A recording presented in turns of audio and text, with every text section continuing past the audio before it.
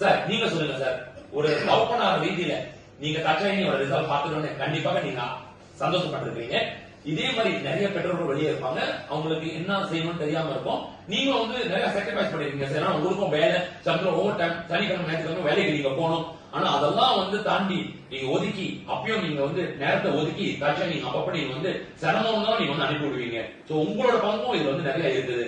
So நீங்க என்ன sir சொல்ல பண்றீங்க? பெற்றோர்கள் வந்து வெளியே இருந்தாக்கா அவங்க பிள்ளைங்க ஃபெயில் பண்ணிட்டு இருந்தாங்க, அவங்களோட கடமை அவங்க என்ன செய்யணும், ஒரு பெற்றோர்களா இருக்கும்போது என்ன பொறுப்பு. ஏன்னா நிறைய பேரண்ட்ஸ் வந்து நான் வந்து ரொம்ப பிஸி அப்படின்னு சொல்லிட்டு அதுலயே வந்து அவங்க பிள்ளைங்க வந்து அப்படியே கண்டுக்காம அப்படியே விட்டுறாங்க. ஆனா பிள்ளைங்க வந்து நல்லா படிக்கணும், பிள்ளைங்க வந்து நல்ல ரிசல்ட் எடுக்கணும். ஆனா அந்த கவனிப்பு கொடுக்க மாட்டேங்கிறாங்க, அந்த சாக்ரிஃபைஸ் கொடுக்க மாட்டேங்கிறாங்க, அந்த கூடுதல் வகுப்பை வந்து தேடி அமைச்சு கொடுக்க மாட்டேங்கிறாங்க. சோ இந்த மாதிரி பெற்றோர்களுக்கு நீங்க என்ன சார் சொல்ல விருப்பப்படுறீங்க? நான் என்ன சொல்ல வரேன்னாக்க, பிள்ளைங்க வந்து சரியா படிக்கல அப்படின்றத பிள்ளைங்க நீங்க போயிட்டு ஏசுறது, பிள்ளைங்களை போஸ்ட் பண்றது, படி படி படி படின்னு நம்ம சொல்றது வேற.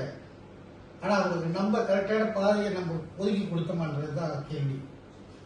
படி படி படினா எல்லா பிள்ளைங்களும் படிக்கணும், நம்மளுக்கு அவங்க என்ன படிக்கிறாங்கன்னு தெரியாது. இப்போ சொன்ன வந்து என்ன முன்னாடி சொல்லிக் கொடுக்க சொன்னீங்கன்னாக்கா ஃபம்பா படிக்கிற பிள்ளைக்கு என்னன்னு தெரியாது.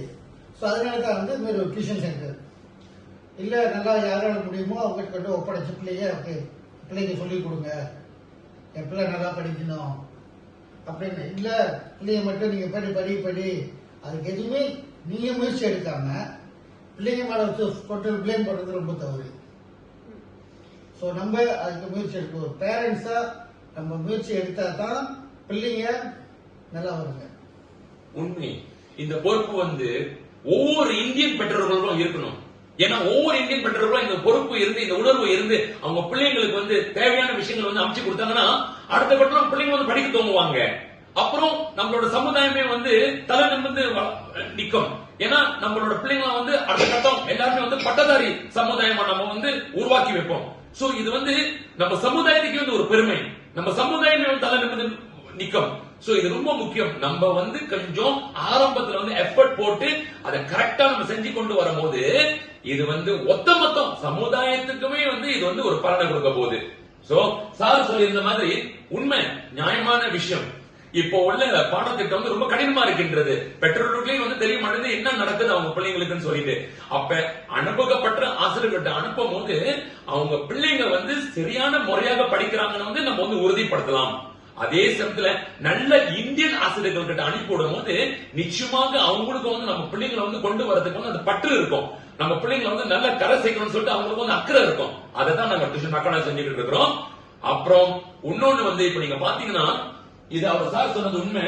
அந்த ரிசல்ட் நல்ல ரிசல்ட் இருந்துச்சுன்னா பிள்ளைங்களுக்கு அவங்களுக்கு அடுத்த கட்டம் காஸ்ட் அப்ளை பண்ணி யூபியூல யூனிவர்சிட்டிக்கு காலேஜுக்கு போறதுக்கு ரொம்ப சுலபமா இருக்கும். ஏன்னா அவங்க வந்து அவங்களோட மூத்த பிள்ளை கிட்ட வந்து அதை தான் செஞ்சிருந்தாங்க.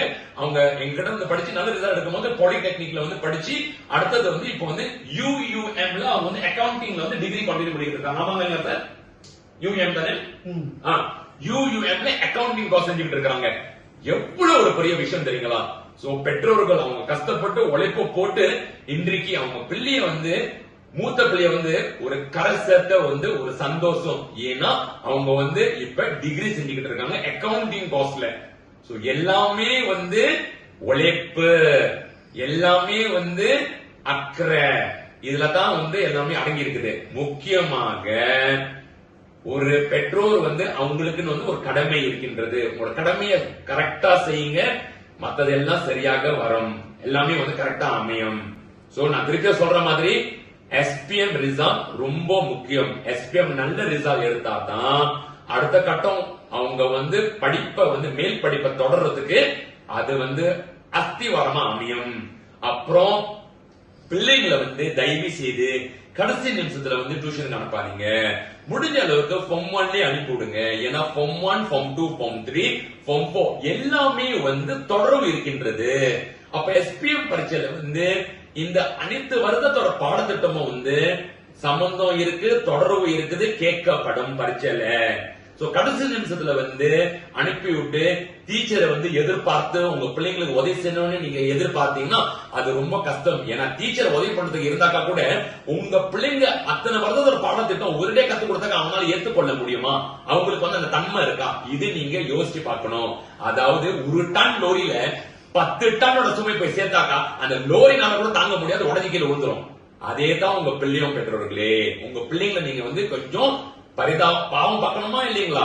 நீங்க ஒரேடியா போய் திரிக்க முடியாது. அப்ப நீங்க வந்து ஹொம்மான்லயே நீங்க அனுப்புனீங்கன்னா ஆரம்பத்திலேயே நம்ம கொஞ்சம் கொஞ்சமா வந்து அவங்களை செதுக்கி அவங்களுக்கு நல்ல வழிமுறைகள்லாம் கத்து கொடுத்து நன்னறிலாம் வந்து அவங்ககிட்ட வந்து கரெக்டா வந்து எடுத்து சொல்லி அவங்கள உருவாக்குனாக்கா ஃபார்ம் 5 வரும்போது SPM சிறந்து தேர்ச்சி பெற்றதுக்கு அவங்களுக்கு ஒரு வாய்ப்பு அமையும்.